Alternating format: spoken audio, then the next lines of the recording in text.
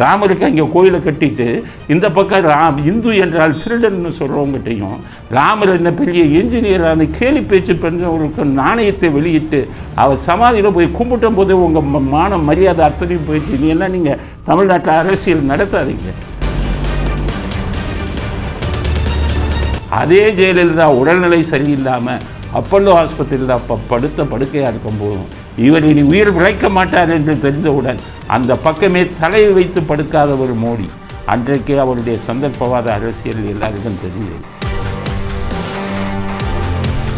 கொள்ளையடிச்சு உலகமாக கோடீஸ்வரன் ஆனாலும் அந்த சில்லறை புத்தி போகவே மாட்டேங்குது. பிளாக்கில் விற்கிறாங்க கருணாநிதி நாணயத்தை. கேவலமான கள்ள மார்க்கெட்டில் விற்கப்படும் கருணாநிதி நாணயம். சினிமா டிக்கெட்டை தான் கள்ள மார்க்கெட்டில் விற்போம். தீப்பொறி ஆறுமுகத்துக்கு நாணயம் வெளியிடணும். அவங்கெல்லாம் பேச்சு திறமை தான். நான் நயம் உள்ளவங்க, நாட்டுக்கு தேவை. நான் நயம் உள்ளவங்க தேவையில்லை. நாட்டில் ஆயிரக்கணக்கான லட்சக்கணக்கானவர்கள் நான் நயம் உள்ளவர்கள் இருக்கிறார்கள்.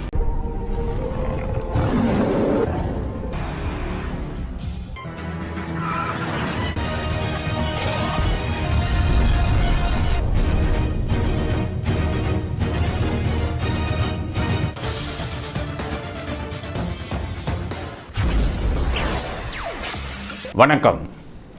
இன்றைய அரசியல் ஆடுகளத்தில் என்ன சிறப்பு செய்திகள் அப்படிங்கிறத பார்ப்போம். முதல் சிறப்பு செய்தி, கருணாநிதி அவர்களுக்கு 100 ரூபாய் நாணயம். அந்த நாணய வெளியீட்டு விழா நேற்று நடந்தது.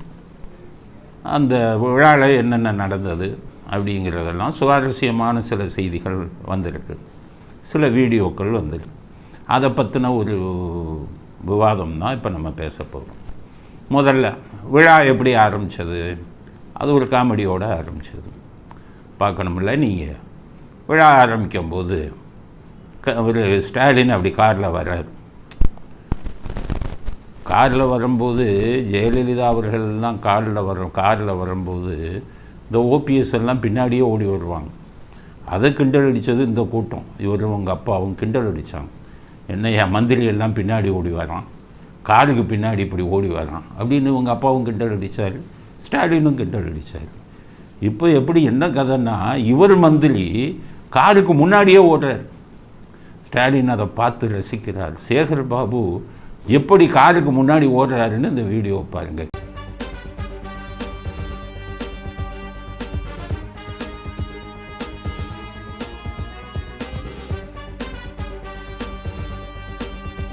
கேவலம்னா கேவலம். அதாவது மந்திரி ஓடுறது மந்திரிக்கு கேவலம். ஆனால் இப்படி ஓடுற மந்திரியை முன்னாடி ஓட விட்டு ரசிச்சுக்கிட்டு பின்னாடி காரில் வருது, அதை விட மகா கேவலம். அந்த கேவலத்தை ஸ்டாலின் பண்ணியிருக்கார், ரசித்து கொண்டு போகிறார். அப்புறம் பார்த்திங்கன்னா 2 பக்கமும் இவங்க ஆளுங்கள்லாம் இருந்து கொடியை காமிச்சு கையை காமிக்கிறாங்க. ஜெயலலிதா அவர்கள்லாம் வரும்போது என்ன பண்ணுவாங்கன்னா, அப்படியே இந்த பக்கம் பார்த்து கும்பிடுவாங்க, தொண்டர்களை பார்த்து கும்பிடுவாங்க.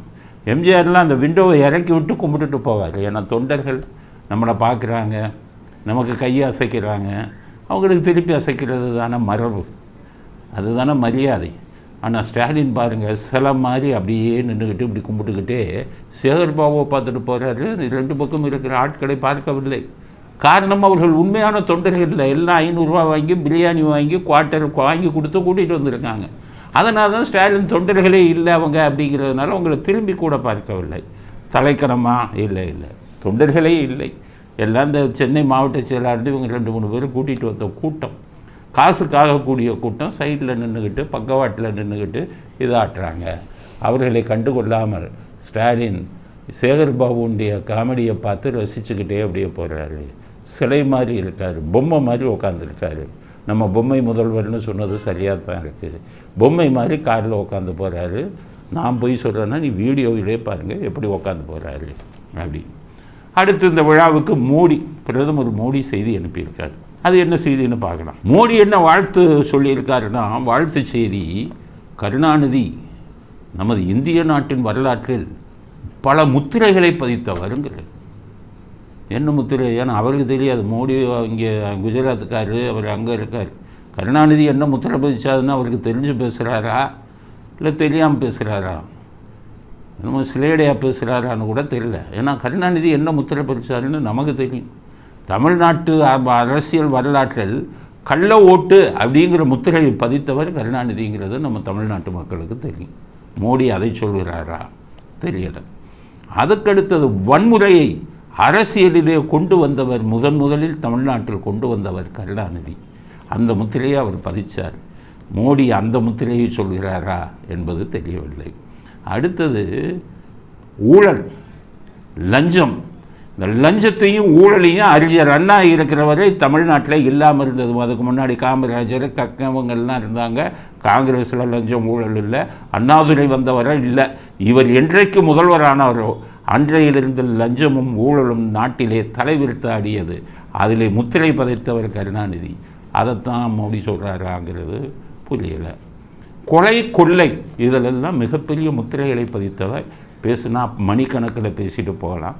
கொலைகளை பற்றியும் கொள்ளையை பற்றியும் அதில் முத்திரை பதிச்சிருக்காரா கருணாநிதி? அந்த முத்திரையைத்தான் அவர் சொல்கிறாரா அப்படிங்கிறதும் புரியலை. வாரிசு அரசியலிலும் ஒரு முத்திரை பதிச்சிருக்காரு. தான் இவர் பையன் பேரன் முப்பேரன் அதுவரை வந்துருச்சு. அப்போ இந்த மாதிரி வாரிசு அரசியலில் இந்த அளவுக்கு இந்தியாவிலேயே முத்திரை பதித்தவர்கள் யாரும் இல்லை. அந்த முத்திரையை சொல்கிறாரா மோடி அப்படிங்கிறது மோடி தான் பதில் சொல்லணும். 1,76,000 கோடியத்து இந்திய பணத்தில் வந்துக்கிட்டு அரசாங்கம் மக்கள் வரி பணத்தை 1,76,000 கோடியை கொள்ளையடித்து இந்தியாவிலேயே மிக அதிகமாக கொள்ளையடித்தவர்கள் என்ற முத்திரையை பதித்தவர் கருணாநிதி. அதை சொல்கிறாரா அப்படிங்கிறது தெரியலை. சர்க்காரியா கமிஷனே விசாரிச்சுட்டு விஞ்ஞானபூர்வமாக கொள்ளையடிப்பதில் வல்லவர்னு ஒரு முத்திரை குத்துனாங்களே, அந்த முத்திரையை பற்றி பேசுகிறாரா மோடி அப்படிங்கிறது எனக்கு புரியலை.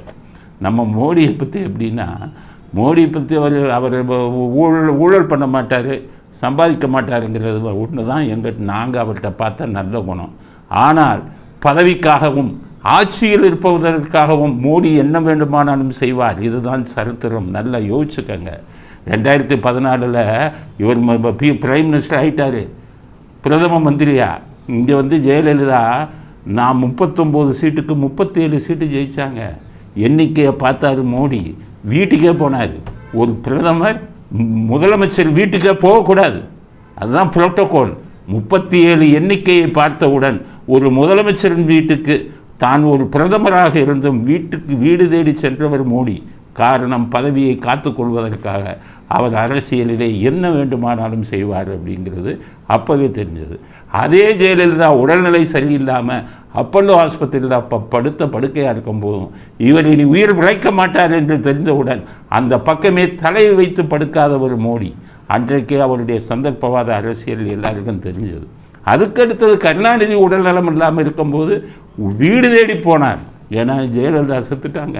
இனி கருணாநிதி ஸ்டாலின் இவங்க அரசியல் தான் அங்கே எடுபடும், இவங்களுக்கு தான் எம்பி ஜெயிக்கும்னு சொல்லி கோபாலபுரம் வீட்டுக்கு போய் அவரை டெல்லிக்கு என் கூட அனுப்பி வையுங்கள், நான் அவரை கவனித்துக் கொள்கிறேன்னு சொல்லி சுயநலமாக திமுகவுடன் பி டீம் பிஜேபிங்கிறத நிரூபித்தவர். மோடி என்ன வேண்டுமானாலும் செய்வார் பதவியை காப்பாற்றிக் கொள்வதற்காக. இப்போ என்ன பண்ணிக்கிட்டு இருக்காரு? 40 சீட்டு 40க்கு 40 வந்துட்டாங்க. இவங்க தயவு வேணுமே. அங்கே வந்துக்கிட்டு மெஜாரிட்டி இல்லை, 240 தான் 200 கூட்டணி எல்லாம் இல்லாமல் 240 தான் ஜெயிச்சிருக்காங்க பிஜேபி. இன்னும் 30 சீட்டு வேணும். ஆக எண்ணிக்கையை கணக்கில் கொண்டு தான் ஸ்டாலினை தன் கைக்குள் போட வேண்டும் என்ற எண்ணத்தில் தான் இந்த 100 ரூபாய் நாணயத்தை வெளியிட்டு திமுகவின் பிஜேபி திமுகவின் பி டீம் என்பதை நிரூபித்திருக்கிறார் மோடி. அவர் சொன்ன வாழ்த்து செய்தியில் எதுவுமே உண்மை கிடையாது. எதில் முத்திரை பதிச்சாரு கருணாநிதி? மோடிக்கு என்ன தெரியும் கருணாநிதியை பற்றி? கட்சி ஆரம்பித்ததே எப்போ? நீங்கள் கட்சி ஆரம்பித்தது 89. கருணாநிதியை பற்றி உங்களுக்கு என்ன தெரியும்? தமிழ்நாட்டில் இருந்தவனுக்கு தான் தெரியும் கருணாநிதியை பற்றி. 40 சீட்டு இருக்குங்கிறதுக்காக அவர்களுக்கு பாராட்டு மழை பொழிஞ்சு அவர் பெரிய முத்திரை பதித்தவர்னு மோடி சொன்னால் தமிழ்நாட்டு மக்கள் ஏற்றுக்கொள்வார்களா? அதனால் மோடி தமிழ்நாட்டு மக்களுக்கு இனிமேல் எதிரியாகிவிட்டார். திமுகவை வெறுப்பவர்கள் அத்தனை பேரும் மோடியை இனி வெறுக்க வேண்டும் என்பது தான் எங்களுடைய இயக்கத்தின் முடிவு. அந்த முடிவை பல பேர் ஆதரிப்பீங்க, கரெக்டுன்னு புரிஞ்சுக்குவீங்கன்னு நினைக்கிறேன். கண்ணை மூடிக்கொண்டு மோடியை ஆதரிக்காதீர்கள். சந்தர்ப்பவாத அரசியல் நடத்துபவர்களை தமிழ்நாட்டிலே உள்ளே நுழைய விடக்கூடாது அப்படிங்கிறது தான் எங்களுடைய கருத்து. அடுத்தது ராஜ்நாத் சிங். அவருக்கு என்ன தெரியும்? அவர் உத்தரப்பிரதேசத்தில் இருந்தவர். ஏதோ அமித்ஷா சொன்னதுனால இங்கே வந்திருக்காரு. அவருக்கு என்ன தெரியும் கருணாநிதியை பற்றி? கருணாநிதி போராட்ட குணம் நிறைந்தவர் அப்படிங்கிறார். என்ன போராட்ட குணம்? என்ன போராட்ட குணம்? இந்தி எதிர்ப்பு போராட்டத்தில் எல்லோரும் தான் உள்ளே போனாங்க. கருணாநிதி மட்டுமா போராடிக்கிட்டு போனார்? ரயிலே வராத தண்டவாளத்தில் படுத்து கள்ளக்குடி கொண்ட கருணாநிதினு சொல்லி அவர் தன்னை பிரகடனப்படுத்தவில்லையா? ரயிலே வராத தண்டவாளம் தான் அவர் படுத்தது. அப்போ அவர் போராட்ட குணம் கொண்டவரா?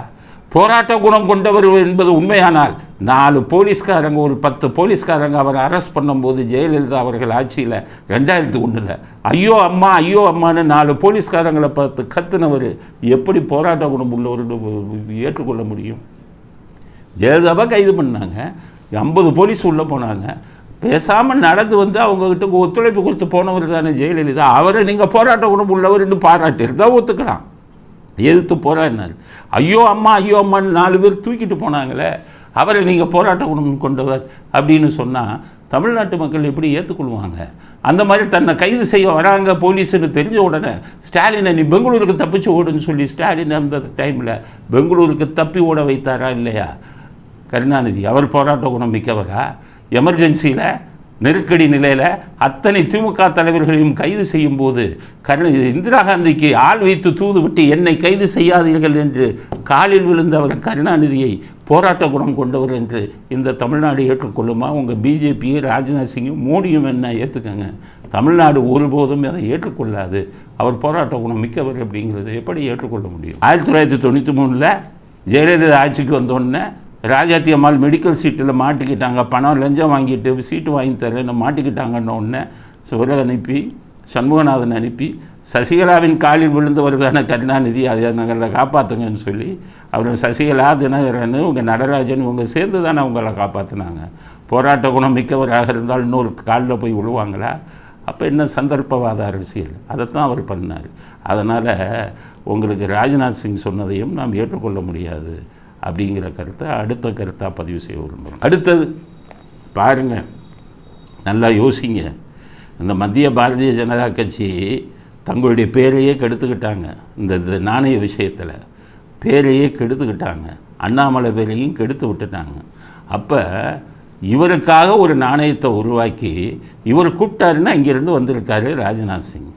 ஒரு படித்தவர்கள், பண்புள்ளவர்கள், நாகரிகம் தெரிஞ்சவங்க, ஒரு முதலமைச்சர் பதவியில் இருக்கிறவங்க எவ்வளவு அடக்க ஒடுக்கமாக பேசணும். என்ன பேசுகிறாரு ஸ்டாலின்? இந்த வீடியோவை பாருங்கள். மாண்புமிகு எடப்பாடி பழனிசாமி அவர்களே, இந்த நிகழ்ச்சி திமுக நடத்தலை. அந்த நிகழ்ச்சியை நடத்தினது ஒன்றிய அரசு. அது ஒன்றிய அரசினுடைய நிகழ்ச்சி. அதை முதல்ல புரிஞ்சுக்கணும்.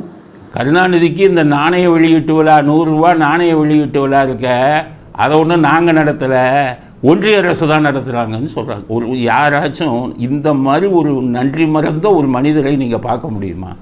பாவம் மத்திய அரசாங்கத்தில் இருக்கிறவன் ஏதோ உங்கள் தயவு 40 MP வேணுங்கிறதுக்காக எல்லா இதையும் விட்டு கொடுத்துட்டு, மாணவ கரோஷத்தை எல்லாம் விட்டு கொடுத்துட்டு உங்களுக்காக இங்கே கலந்துக்க வந்தால் நான் ஒன்றும் நடத்தலை, ஒன்றிய அரசு தான் நடத்தணும்னு சொல்கிறது சரியான நல்ல மனிதர் வார்த்தையில் இந்த மாதிரி பேச்சு வருமா? யோசிச்சு பாருங்கள். எவ்வளோ கீழ்த்தரமான பேச்சு. அவங்க நடத்துகிறத கொச்சப்படுத்தி நீங்கள் நடத்தலைன்னா ஸ்டாலினுக்கு கேட்குறேன், இந்த விழாவுக்கான செலவு அத்தனையும் தமிழ்நாடு அரசாங்கத்தின் கஜானாலிருந்து எடுக்கிறீங்களா இல்லையா? மனசாட்சியை தொட்டு சொல்லுங்கள். பில்லு கொடுக்கவா எதுக்கு எவ்வளோ பே பண்ணீங்கன்னு சொல்லி எல்லாத்தையும் தமிழ்நாடு அரசாங்க பணத்திலேருந்து மக்கள் நீங்கள் கொள்ளையடித்த 30,000 கோடி பணத்திலேருந்து கொடுத்துருக்கணும். உங்கள் மகனும் மருமகனும் அடித்த கொள்ளையிலிருந்து அடித்த பணத்திலிருந்து நீங்கள் கொடுத்துருக்கணும், பாராட்டுவோம். ஆனால் மக்களுடைய வரி பணத்திலேருந்து உங்கள் அப்பாவுக்கு விழா வச்சு அதுக்கு நீங்கள் பணத்தை செலவு பண்ணிவிட்டு அந்த மேடையிலேயே சபை நாகரிகம் கூட தெரியாமல் மத்திய அரசு, ஒன்றிய அரசு தான் இதை நடத்துதுன்னு சொல்கிறீங்க. கேவலமாக இல்லையா? இப்படி ஒரு முதலமைச்சர் இப்படி நடந்துக்கலாமா? அந்த பதவிக்கு அழகா? அவர் எல் முருகன் முன்னாள் தலைவர், அவர் பதில் கொடுக்குறாரு, நாங்கள் எங்கே நடத்துகிறோம், அவங்க தான் நடத்துகிறாங்க, அவங்க தான் எங்களை அழைச்சாங்க அப்படின்னு சொல்லிட்டு தலைமைச் செயலாளர்லாம் கூட்டத்தில் எடுத்து அவங்க தானே தலைமை தாங்கினாங்க, அவங்க தானே நடத்துனாங்க, இது அவங்க நடத்தின விழா அப்படின்ட்டு பதில் கொடுத்துருக்காரு. நான் ரொம்ப தெளிவாக சொல்லியிருக்கேன். ஒரு தமிழ்நாட்டு அரசாங்கத்தினுடைய நிகழ்ச்சியில் எங்களுடைய மத்திய அமைச்சரை கலந்து கொண்டு சென்று இருக்கிறார்கள். ஏங்க தமிழ்நாடு அரசாங்கம் தலைமைச் செயலாளர் நன்றி உரை சொன்னார், தலைமைச் செயலாளர் ஸ்டேஜில் இருந்தார், பப்ளிக் துறையினுடைய செயலாளர் இந்த நிகழ்ச்சியை ஆர்கனைஸ் பண்ணியிருந்தாங்க. இதில் தமிழ்நாட்டு அரசாங்கத்தினுடைய உங்கள் பேப்பர்லாம் டிவிலெலாம் கொடுத்த விளம்பரம் தமிழ்நாடு அரசாங்கம் தானே கொடுத்துருக்காங்க. அப்போ பார்த்தீங்களா எப்படிப்பட்ட ஒரு முதலமைச்சர் நம்ம நாட்டுக்கு கிடைச்சிருக்காங்கிறது. வரம் கொடுத்தவன் தலையிலே கை வைப்பதா, கையை வைக்கிறவர்னு சொல்லுவாங்க. வரம் கொடுத்து யார் வரம் கொடுக்குறாங்களோ அவங்க தலையிலேயே கை வைப்பாங்க. அவ்வளவு கெட்ட பேரையும் சம்பாதித்து கொண்டு இங்கு வந்து ராஜ்நாத் சிங் கலந்து கொண்டார். அவரை வச்சுக்கிட்டே நாங்கள் நடத்தலை, அவங்க தான் அவங்க அப்பா பெரியவர், நேர்மையானவர், ஒரு நல்ல நியாயமான வாழ்க்கை நடத்தினவர். உங்களுக்கு வந்துக்கிட்டு மத்திய அரசாங்கத்திலேருந்து வந்து சென்னையில் வந்து விழா யாராச்சும் நடத்துவாங்களா? இது எந்த முட்டாளும் நம்புவாங்களா? கேட்குறவங்க இப்படி ஒரு கீழ்த்தரமான பேச்சை ஒரு முதலமைச்சர் பேசலாமா அப்படிங்கிற கருத்தையும் நான் பதிவு செய்ய விரும்புகிறேன். அண்ணாமலையை பற்றி என்ன, இந்த விழாவில் அண்ணாமலையும் அவமானப்படுத்திட்டாங்க. அண்ணாமலைக்கு இருந்த பேர் பூரா போச்சு. பாவம் அந்த மனுஷனையும் கூட்டிகிட்டு போய் அவமானப்படுத்தி என்னென்னா, அண்ணாமலை நேற்று ஒரு அறிக்கை விட்டுருக்காரு. என்னென்னா, கருணாநிதி பேரில் நாணயம் போய் விடுகிறது இது தமிழ்நாட்டுக்கே பெருமைன்னு அண்ணாமலை அறிக்கை விடுறாரு. அப்புறம் என்னையா எம்ஜிஆருக்கு 2018-19 இப்போ 18 நாணயம் வெளியிட்டாங்களா இல்லையா 100வது அதுக்கு?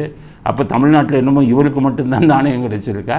அப்போ நீங்கள் வந்துக்கிட்டு இவருக்கு கருணாநிதிக்கு நாணயம் வச்சது தமிழ்நாட்டுக்கே பெருமைன்னு ஒரு மனசாட்சியோடு பேச வேணாமா?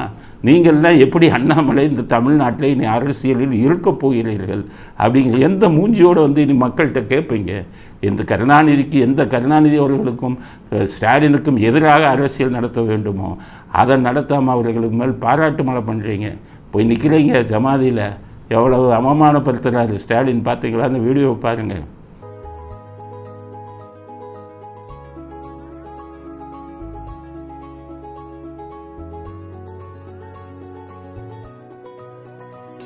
இந்த வீடியோவில் அந்த பக்கம் நிற்கிறாரு அண்ணாமலை.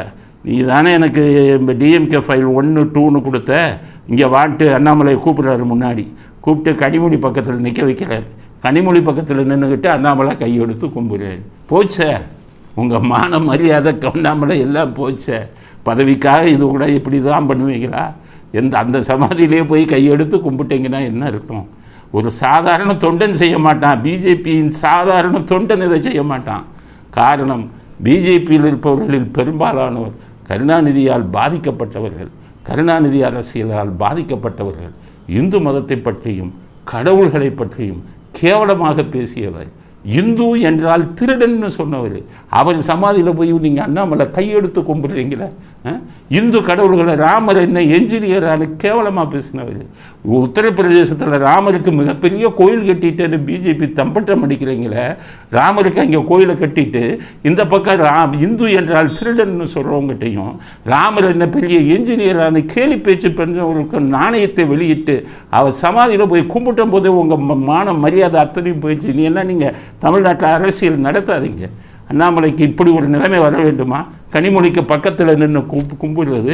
ஸ்டாலினை கேலியாக கூப்பிடுறாரு. பின்னாடி நின்று அந்த வீடியோவை பாருங்கள். ஸ்டாலின் கேலியாக கூப்பிடுறாரு, இங்கே வா வந்து முன்னாடி வந்து நின்று கும்பிட்டுட்டு வராங்க. இதை விட கேவலம் என்ன இருக்குது அண்ணாமலைக்கு? அண்ணாமலைக்கும் இருந்த மரியாதை கொஞ்சம் நெஞ்ச மரியாதையும் போய்விட்டது. இந்த விழாவிலே அவங்க நடந்து கொண்ட விதத்தை பற்றி நம்ம அப்படி தான் ஒரு முடிவுக்கு வர முடியும். அடுத்தது ஸ்டாலின் ஒன்று பேசியிருக்கார் அவங்க அப்பாவை பற்றி ஊரில் ஒரு ஆள் நல்ல விஷயம் சொல்ல மாட்டாங்க. அவங்க கட்சிக்காரங்களும் ஒரு நல்ல 10 பேர். உங்கள் கட்சி தொண்டனே நல்லது சொல்ல மாட்டான். எல்லாத்துக்கும் மனசாட்சி இருக்குது. கருணாநிதி எப்படிப்பட்டவர்ங்கிறது கட்சியில் அத்தனை தொண்டர்களுக்கும் தெரியும். அதனால் யாரும் இது பண்ணி பேச மாட்டாங்க. அதுக்கு அண்ணாதுரை ஜாகும்போதெல்லாம் கட்சிக்காரன் மொட்டை போட்டான். இன்றைக்கி ஒரு ஆளை மொட்டை போட சொல்லுங்கள். உங்கள் கட்சி தொண்டரை கருணாநிதிக்காக ஒரு ஆளை போட சொல்லுங்கள். நீங்கள் காசை கொடுத்து நான் வைக்கலாம். அவ்வளோதான். வேறு யாருமே உங்களுக்கு போட மாட்டாங்களே. அதனால் ஸ்டாலின் என்ன சொல்லியிருக்காரு, எங்கள் அப்பாவுக்கு நாணயம் வச்சதுக்கு காரணம் என்ன தெரியுமா? நான் நயம் உள்ளவராம். நான் நயம் மிக்க தலைவரான கலைஞருக்கு நாணயம் வெளியிடப்படுவது மிக மிக பொருத்தமானது. 100ஆண்டு விழா நாயகருக்கு 100 ரூபாய் நாணயம் வெளியிடப்படுகிறது. இதுவரை நாம் கொண்டாடினோம். இதோ இந்தியாவே கொண்டாடுகிறது என்பதன் அடையாளம் தான் இந்த விழா. நான் நயம்னா பேச்சு திறமை உள்ளவர்னா சிவாஜி கிருஷ்ணமூர்த்திக்கு நாணயம் வெளியிடணுமே. வெற்றி கொண்டானுக்கு நீங்கள் நாணயம் வெளியிடணும். தீப்பொறி ஆறுமுகத்துக்கு நாணயம் வெளியிடணும். அவங்கெல்லாம் பேச்சு திறமை தான். நான் நயம் உள்ளவங்க. நாட்டுக்கு தேவை நான் நயம் உள்ளவங்க தேவையில்லை. நாட்டில் ஆயிரக்கணக்கான லட்சக்கணக்கானவர்கள் நான் நயம் உள்ளவர்கள் இருக்கிறார்கள், அறிஞர்கள் இருக்கிறார்கள், கவிஞர்கள் இருக்கிறார்கள், கலைஞர்கள் இருக்கிறார்கள். அந்த ஒரு புரோக்கர் வைரமுத்து மாதிரி ஒரு சில பேர் தான் 2 கிரவுண்டு கொடுத்ததுக்காக பாராட்டி பேசுவாங்க. எந்த நான் நயமும் உள்ளவர்கள் கருணாநிதியை பற்றி பாராட்டி பேச மாட்டாங்க. காரணம், அவரிடம் நான் நயம் இருக்கலாம், ஆனால் நாணயம் சுத்தமாக இல்லை. தமிழ்நாடு அரசியல் தேடிக்கொண்டிருப்பது நாணயம் மிக்க ஒரு தலைவரை, நாணயம் மிக்க தலைவர்களே இல்லை. நாணயம் மிக்க தலைவர்கள் நாணயம் இல்லாவிட்டால் அவர்களை மக்கள் வெறுத்து ஒதுக்குவார்கள். அப்படி வெறுத்து ஒதுக்கப்பட்ட ஒரு தலைவர் தான் உங்கள் தந்தை. அவரை போயிட்டு நான் நயம் மிக்கவர்னு ரைமிங்கில் பேசுனீங்கன்னா, யாரும் இந்த கருணாநிதி டிவியில் வேலை பார்த்தவங்க எழுதி கொடுக்கறத வச்சு மக்கள் எப்படி ஏற்றுக்கொள்வார்கள் என்பதை ஸ்டாலினுக்கு பதிலாக சொல்ல விரும்புகிறோம். அடுத்தது, ஸ்டாலின் சொல்கிறார், எனக்கு தூக்கமே இல்லை நைட்டு ஃபுல்லாக. விழாவுக்கு முதல் நாள் நைட்டு தூக்கமே இல்லையா? நேற்று இரவு முழுவதும் எப்போதுமே எனக்கு எப்போ இரவில் சோகம் தான் தூக்கம் வராது, மகிழ்ச்சியில் எனக்கு தூக்கம் வரல. அதையும் என்ன சொல்கிறாரு, எனக்கு எப்பவுமே சோகமாக இருந்தால் தான் எனக்கு தூக்கமே வராது, ஆனால் இதுக்கு முன்னாடியே தூக்கம் வரலை அப்படிங்கிறார். நல்ல வேளை ஒரு உண்மையை சொல்லிட்டார். ஏன் தூக்கம் வரலன்னா, அவருக்கு மனசாட்சி கொடுத்தது. நம்ம அப்பா இப்படிப்பட்டவராச்சு, அவருக்கு போய் ஒரு நாணயம் வெளியிடுறோமே, இது இன்னைக்கு நியாயம். அவங்களுக்கு உள்ள இருக்கிற மனசாட்சி உறுத்தும்ல, மனசாட்சி பேசும்ல, அது பேசியிருக்கு. உங்களை தூங்கவே விடலை. தப்பு செஞ்சால் எப்படி தூக்கம்? நல்லவருக்கான நாணயத்தை வெளியிட்டீங்க, அதனால் உங்களுக்கு தூக்கம் வரலைன்னா அதுக்கு காரணம் நீங்கள் தவறை செய்து கொண்டிருக்கிறீர்கள் என்பதை உங்கள் ஆத்மா உங்களுக்கு ஞாபகப்படுத்தி இருக்கிறது. அதுதான் உண்மை. ஸ்டாலின் அதை புரிஞ்சுக்கங்க. உங்கள் ஆத்மா உங்களுக்கு ஞாபகப்படுத்தியிருக்கு, இப்படி பண்ணுறீங்களே, இப்படி ஒரு தகுதியில்லாத மனிதரை இப்படி கௌரவப்படுத்துகிறீங்களே நீங்கன்னு உங்கள் ஆத்மா உங்களுக்கு கொடுத்த எச்சரிக்கை தான் உங்களுக்கு தூக்கம் வராமல் போனதற்கு காரணம் என்பதை ஸ்டாலின் உணர்ந்து கொள்ள வேண்டும் அப்படிங்கிற கருத்தையும் பதிவு செய்ய விரும்புகிறோம். அடுத்தது, துச்சாதனன் இவர் துரைமுருகன் ஒன்று சொல்லி பேசியிருக்காரு. என்னென்னா, எல்லோரையும் சமமாக பாவித்தவர் கருணாநிதி அப்படின்னு இருக்கு. எல்லோரையும் நான் தமிழ்நாட்டு மக்களை கேட்குறேன், எல்லோரையும் சமமாக பாதித்தவரா? பாவம், இந்த பிராமணர்கள்லாம் டே பாப்பான்னு சொல்லி எவ்வளவு அசிங்கப்படுத்தி பேசினார். ஒரு முதலமைச்சராக இருந்தவர் எல்லாருக்கும் சமமாக பார்க்கக்கூடிய ஒரு பெருந்தன்மை உள்ளவராக இருந்தார். ஒரு குறிப்பிட்ட ஜாதிக்காரர்களை இது பண்ணி கேவலப்படுத்தி பேசலாமா? சமநிலைப்படுத்தியா பண்ணார். கொஞ்ச நாள் கழித்து பிராமணன் பாப்பாங்கிறத விட்டுட்டு மலையாளின்னு ஆரம்பித்தார். எம்ஜிஆர் வந்தோடனே மலையாள சகோதரர்கள் எத்தனையோ பேர், லட்சக்கணக்கான பேர் தமிழ்நாட்டில் வாழ்ந்துக்கிட்டு இருக்காங்க. அவங்க மனசெல்லாம் எந்த அளவுக்கு பாதிக்கப்படும்? மலையாளின்னு அவங்கள இது பண்ணி பேசினாங்க. எல்லோரும் எப்படி ஜெயலலிதாலாம் முதலமைச்சராக வரக்கூடாதுன்னு எவ்வளவு தொந்தரவு கொடுத்தாங்க. அவர் வந்தால் வரட்டும், அவரும் ஒரு அரசியலுக்கு வருகிறார், என்னை எதிர்த்து போட்டியிட்டு ஜெயிக்கட்டும் இல்லை, ஒரு நல்ல அரசியல் தலைவராக இருந்தால் சொல்லியிருக்கணும். அவருக்கு எத்தனை தொந்தரவு. சமமாக பாதிச்சிங்க. ஒரு பெண்ணாக அவங்கள நினைச்சிங்களா? சேலையை பிடிச்சி இழுத்து ஜாக்கெட்டை பிடிச்சி எல்லாம் கிழிச்சாங்கள, அதெல்லாம் சமமாக பாதித்த ஒரு தலைவர் செய்கிற வேலையா? அது சசிகலாவே சொல்லியிருக்காங்க. ஆறுமுகசாமி ஆணையத்தில் கொலை செய்ய முயற்சித்தார் அப்படின்னு சொல்லியிருக்காங்க. அஃபிடவிட்டே ஃபைல் பண்ணியிருக்காங்க. நாங்கள் எங்கள் வண்டியில் லாரி ஏறிச்சு, நல்ல வேலை தப்பிச்சோம், அந்த லாரியில் திமுக கொடி இருந்தது அப்படின்னு சொல்லி கையெழுத்து போட்டு ஆறுமுகசாமி கமிஷனில் கொடுத்துருக்காங்களே.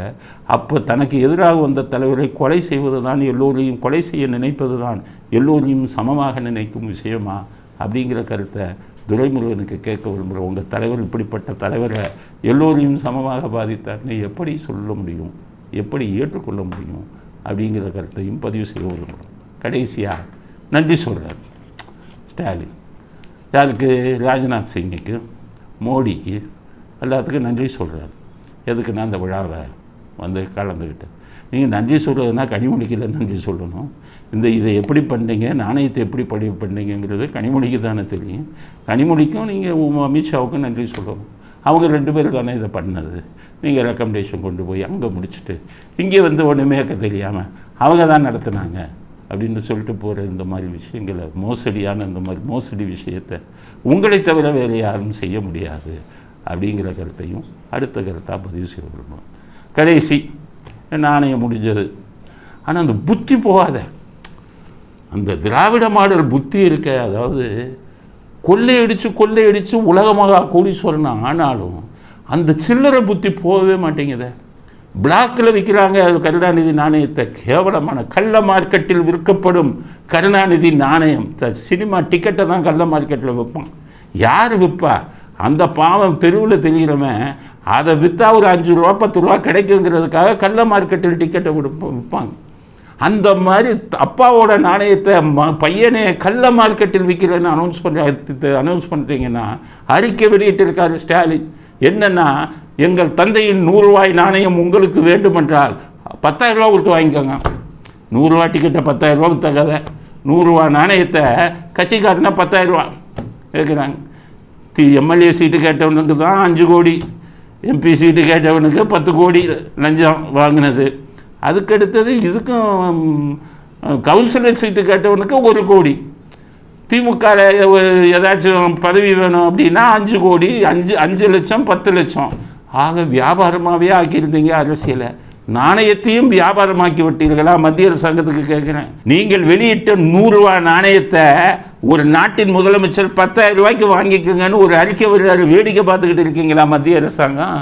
நீங்கள் வெளியிடுற 100 ரூபா நோட்டை, நீங்கள் வெளியிடுற 500 ரூபா நோட்டை 5000க்கு நாங்கள் விற்றா நீங்கள் சும்மா இருப்பீங்களா? ஒரு கரன்சியை விற்கலாமா? அதை நீங்கள் வேடிக்கை பார்த்து கொண்டு இருப்பீங்களா மத்திய அரசாங்கம்? நீங்கள் போட்ட நாணயத்தை ஓப்பனாக விற்கிறாரு கள்ள மார்க்கெட்டில். என்ன நடவடிக்கை எடுக்க போகிறீங்க? நீங்கள் தான் அவங்க பின்னாடி போய் ஜாலியாக அடிச்சுக்கிட்டு இருக்கீங்களே. மற்றவங்க விற்றாங்கன்னா விடுவீங்களா? நாணயத்தை விற்பது குற்றம் இல்லையா? இப்போ அதிக விலைக்கு நாணயத்தை விற்பது குற்றம் இல்லையா? இதை மத்திய அரசாங்கம் வேடிக்கை பார்த்து கொண்டிருக்குமா என்ற ஒரு கேள்வியையும் மத்திய அரசாங்கத்துக்கு கேட்க விரும்புகிறோம். இப்போ இது முடிஞ்சிருச்சு. அடுத்த பிளான் என்ன போட்டு வச்சுருக்காங்க ரெடியா? அடுத்த பிளான் சிறுபான்மையினருக்கு தான் அடுத்த பிளான். உங்களுக்கு தான் அடுத்த அடி. அதாவது பாஜகவில் ஆட்சியில் பேசுகிறத பற்றி, ஆட்சியில் சேர்வதை பற்றி பேசி கொண்டிருக்காங்க. எப்படின்னா, உதயநிதியை துணை முதல்வர் ஆக்கணும். இது கனிமொழிக்கு பிடிக்கலை. நான் கட்சி யார் கட்சி? எங்கள் அப்பா கட்சி. எங்கள் அப்பா கட்சி வச்சுட்டு நீங்கள் ஆட்சிக்கு வந்திருக்கீங்க. எங்கள் அப்பாவுக்கு விழுந்த ஓட்டை வச்சு ஆட்சிக்கு வந்திருக்கீங்க. நீங்கள் ஆம்பளை பையன், நீங்கள் முதலமைச்சர் ஆகிட்டீங்க. அடுத்த பதவினா லீகலர் நான் தானே, அரசியல் வாரிசு. எனக்கு துணை முதலமைச்சர் கொடுக்காம நீங்கள் எப்படி அங்கே கொடுப்பீங்கன்னு கேள்வி கேட்குறாங்க. இது பெரிய தலைவலி ஆகிப்போச்சு. டிஆர் பாலு இன்னொரு பக்கம், அவர் இன்னும் 80 வயசை தாண்டிடுச்சு. இனி நான் மந்திரி ஆகலைன்னா எனக்கு என்ன இது இருக்குது, மத்தியில் மந்திரி ஆகணும் அப்படின்னு உங்களுடைய தொந்தரவு தாங்காமல் இப்போ துணை முதல்வர் அவர் ஆக்குறதுக்காக உதயநிதியை ஒரு வழி பண்ணி இவங்க கூட கொஞ்ச நாளைக்கு கூட்டணி சேர்ந்து இவங்க 2 பேர்த்தையும் அமைச்சர்கள் ஆக்கிட்டோம்னா உதயநிதியை துணை முதலமைச்சர் ஆக்குறது நமக்கு மிகவும் எளிது அப்படிங்கிறதுக்காக அங்கே கூட்டணி மந்திரி சபையில் சேர்வதை பற்றி ஸ்டாலின் பேசி கொண்டிருக்கிறார் அப்படிங்கிற செய்தியும் வந்துருச்சு. அடுத்த இலக்கு அவருக்கு பாரத ரத்னம்.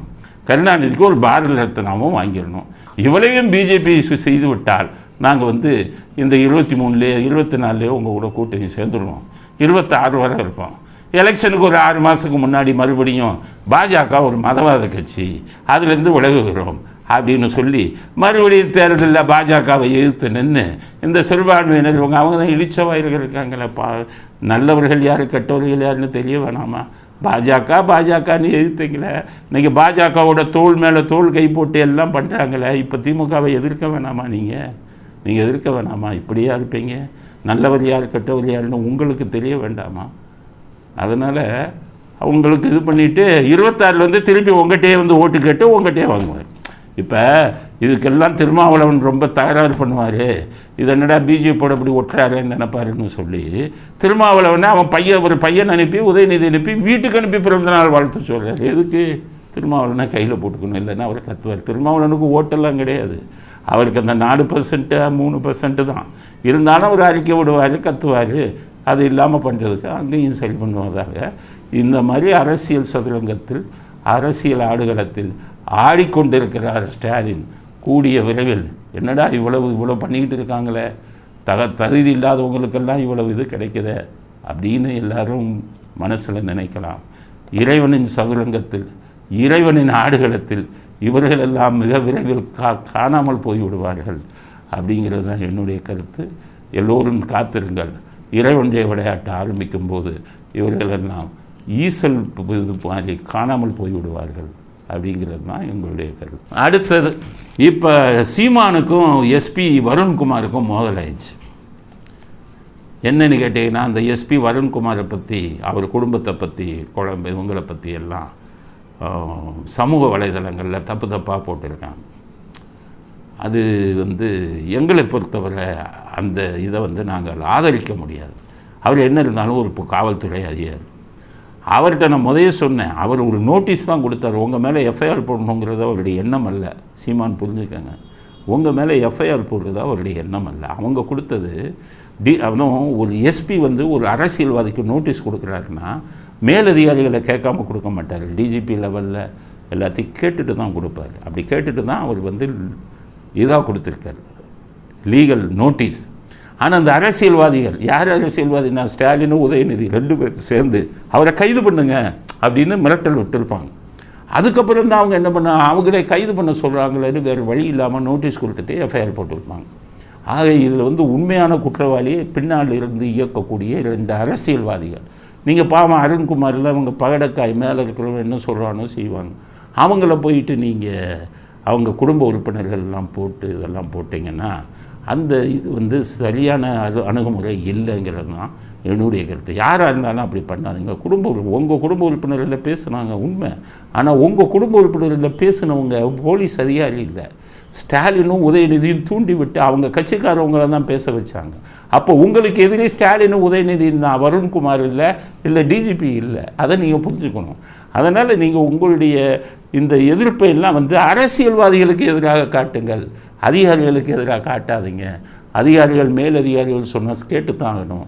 மேலதிகாரிக்கு அரசியல்வாதி போய் சொல்லும்போது வேறு வழி இல்லாமல் அவங்களும் இந்த தப்பை பண்ணுறாங்க. அதற்காக அவர்கள் குடும்பத்தையோ அவர்கள் குழந்தை குட்டிகளையோ மனைவியோ இது பண்ணுறதுங்கிறது தவறு. உங்களுடைய குடும்பத்தையும் இவங்களையும் பேசுனது மிகப்பெரிய தப்பு. பேச வச்சது யாருங்கிறத புரிஞ்சுக்கங்க. வருண்குமாரா பேச வச்சாரு? நல்லா யோசிங்க. ஸ்டாலினும் தான் அவங்க கட்சியை உங்களை பற்றி பேசினவங்களெல்லாம் பார்த்தேன், எல்லாம் திமுக வச்சுருந்தவங்க. அவங்களுக்கு கொடுத்தது யார், பேச சொல்லி சொன்னது யார்? காவல்துறை அதிகாரிகளா? அதனால் காவல்துறை அதிகாரிகளுக்கு எதிராக சீமான் அதை செய்யாமல் அவர் தொண்டர்கள் செய்திருந்தாலும் அதை சீமான் கண்டிக்க வேண்டும். இந்த மாதிரி விஷயங்களை பண்ணாதீங்க அப்படிங்கிறது தான் என்னுடைய கருத்து. அது சீமானுக்கு இதில் உடன்பாடு இருக்கும்னு நினைக்கிறேன். தயவு செய்து இனிமேல் இந்த தப்பை பண்ணாதீங்க. உங்களை தாக்கிய அரசியல்வாதிகள் மேல் உங்கள் தாக்குதலை தொடருங்கள். நாங்களும் உங்களுக்கு ஆதரவு கொடுக்கணும். ஆனால் அதிகாரிகள் மீது கொடுக்கிறது, ஏன்னா அவர்கள் அப்பாவிகள், தவறு செய்யாதவர்கள், அதாவது அம்புகளாக இருப்பவர்கள். எய்தவன் இருக்க அம்பை நம்ம நோகக்கூடாதுங்கிற மாதிரி எய்தவர்கள் வேற ஆள், இவர்களெல்லாம் அப்பாவிகள். இந்த விஷயத்தை திருப்பி பண்ணாதீங்கிறத சீமானுக்கு நாங்கள் வேண்டுகோளாக விடுக்க விடுவோம். நேற்று நிறைய பேர் எனக்கு மெசேஜ் அனுப்பி நேதாஜி நினைவு நாள், நேதாஜி நினைவு நாள் அப்படின்னு இது அனுப்புகிறாங்க.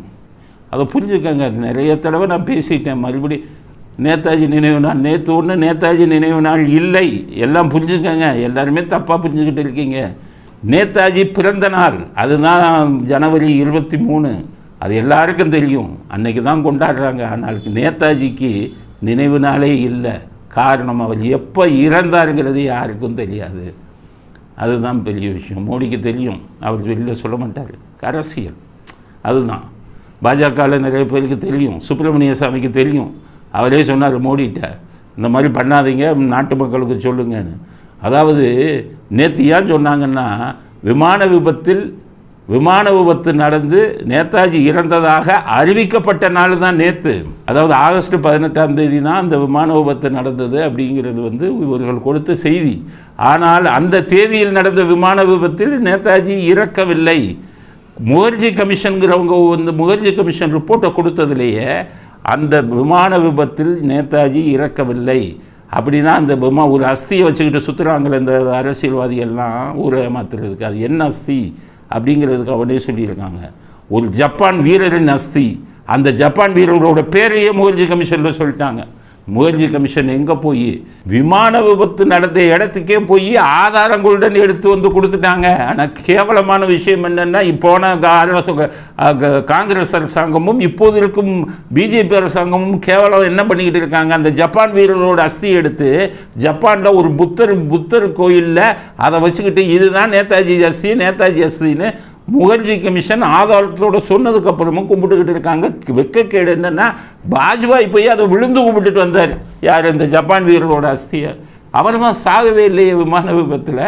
அதெல்லாம் சொன்னாங்க. முகர்ஜி கமிஷனில் என்ன சொன்னாங்க, அதாவது நேதாஜி இது முடிஞ்ச உடனே, விபத்து முடிஞ்ச உடனே நேதாஜியின் பிஏவாக இருந்தவர், அதுவும் அவங்களே முதல்ல ஏற்பாடு பண்ணாங்க. அப்படியே அந்த தீக்காயத்தோடு வந்து நேதாஜி இறந்து விட்டாருன்னு சாட்சி சொன்னார். இவங்களெல்லாம் முட்டாளாக்குறதுக்காக அந்த முகர்ஜி கமிஷனில் சொல்லியிருக்காங்க. நேதாஜியும் அவர் பிஏவும் சேர்ந்து இவங்களெல்லாம் வெள்ளைக்காரர்களை முட்டாளாக்கணுங்கிறதுக்காக அவர் இறந்ததாக அவர் பிஏவை வச்சு சாட்சி சொன்னாருன்னு சொன்னாங்க. இப்போ ஃபைலெல்லாம் எடுத்தாச்சு, டீக்ளாசிஃபைடு ஃபைலை போய் பாருங்கள். அதில் வந்து நேதாஜி வந்து அந்த விமான விபத்து முடிஞ்ச உடனே ஒரு குரூப்போடு அவர் கூட 4-5 பேருடன் ஜீப்பில் ரஷ்யாவுக்கு பக்கத்தில் இருக்கும் மஞ்சூரிங்கிற இடத்துக்கு தப்பிச்சு போயிருக்கார். வெறும் தங்கமும் வைரமும் இந்த இந்திய நாட்டு மக்கள் அவருக்கு பரிசாக கொடுத்துருக்காங்க. தங்கத்தையும் வைரத்தையும் எடுத்துக்கொண்டு மஞ்சூரிங்கிற இடத்துல இருந்து அங்கே போய் தப்பிச்சிட்டார். இதை நேருவே கிளமண்ட் அட்லிக்கு கடிதமாக எழுதியிருக்கிறார். நேதாஜி தப்பிச்சிட்டார், சாகலை, மஞ்சூரிங்கிற இடத்துல ஒளிந்திருக்கிறார். இதை நான் சொல்கிறதெல்லாம் ரெக்கார்டில் இருக்குது, பார்த்துக்கோங்க. மோடி வாய் திறக்க மாட்டாங்க. பிஜேபிக்காரங்க சுயநலவாதிகள், அவங்களுக்கு என்னென்னா அரசியல், இதெல்லாம் வெளியில் சொல்லிக்கிட்டு வேணாம் அப்படின்ட்டு. அதனால தான் சுப்பிரமணிய சாமி மோடிட்டு சொன்னார், சொல்லுங்கன்னு சொல்ல மாட்டாங்க. ஸோ இந்த மாதிரி போய் அதற்கப்புறம்தான் அவர் ரஷ்ய சிறையில் கொல்லப்பட்டார், நேருவின் தூண்டுதல்னால். இதுதான் வரலாறு. அவர் இறந்தது வந்து 1954, 56 அந்த ரேஞ்சில் தான் அவர் தூக்கில் போட்டுருக்காங்க. இதுக்காகத்தான் இதெல்லாம் இருக்குது, சாட்சிகள் எல்லாம் இருக்குது. அதனால் நான் யாருமே நாளைக்கு நேதாஜி விமான விபத்தில் இருந்துட்டார் அப்படிங்கிறதெல்லாம் வந்து கற்பனையில் கூட நினச்சி பார்க்காதீங்க. ஆகஸ்ட் 18ஆம் தேதி விமான விபத்தில் இருந்துட்டாருன்னு யாரும் கற்பனையில் கூட நினைக்காதீங்க. அவர் வந்து அந்த விமான விபத்தில் இறக்கவில்லை.